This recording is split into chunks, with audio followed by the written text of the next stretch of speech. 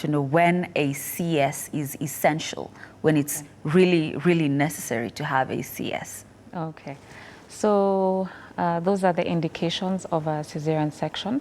It may be an emergency or it may be planned.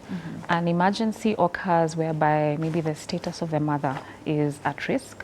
For example, if she has very high blood pressures or she's convulsing as a result of those high blood pressures. So her life is at risk at that point and the baby's life is at risk at that point. So we need to initiate delivery as soon as possible. So the purpose of a CS in emergency situations is to deliver the baby as soon as possible to prevent further complications of the baby. Another example is maybe the baby may be too big for the baby to pass through, through the pelvis, through the birth canal, or in some situations the baby may not be positioned well. So we need the baby's head to be facing down, but if it's the other way around, which is called breech, that you need to deliver via cesarean section. Placental issues are another common thing, especially in mothers who've had previous cesarean sections. So they're likely to have placental issues. Maybe their location may not be the correct position. It may be blocking the way out of the baby, like if it's low lying or if you've heard of placenta previa.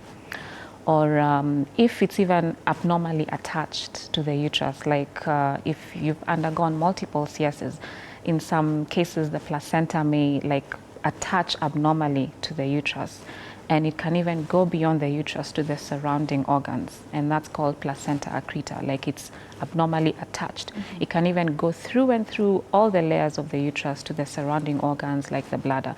So in such situations, it's not advisable to deliver normally. So we advise the mother to undergo a cesarean section.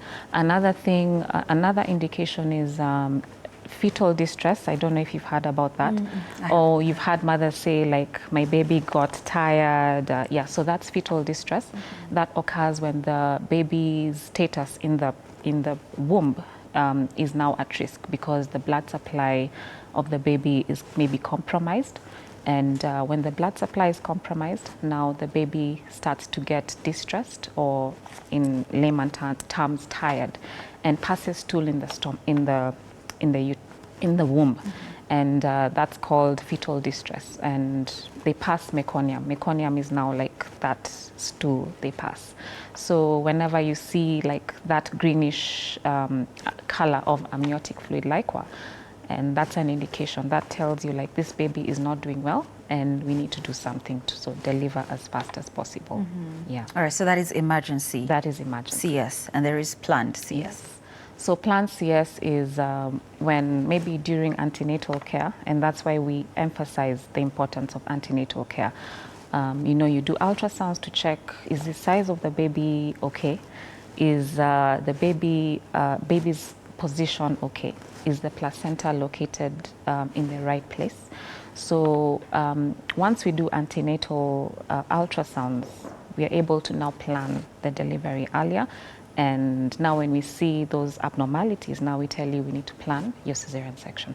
Another indication is if you've had multiple cesarean sections. So like, for example, two cesarean sections or one cesarean section.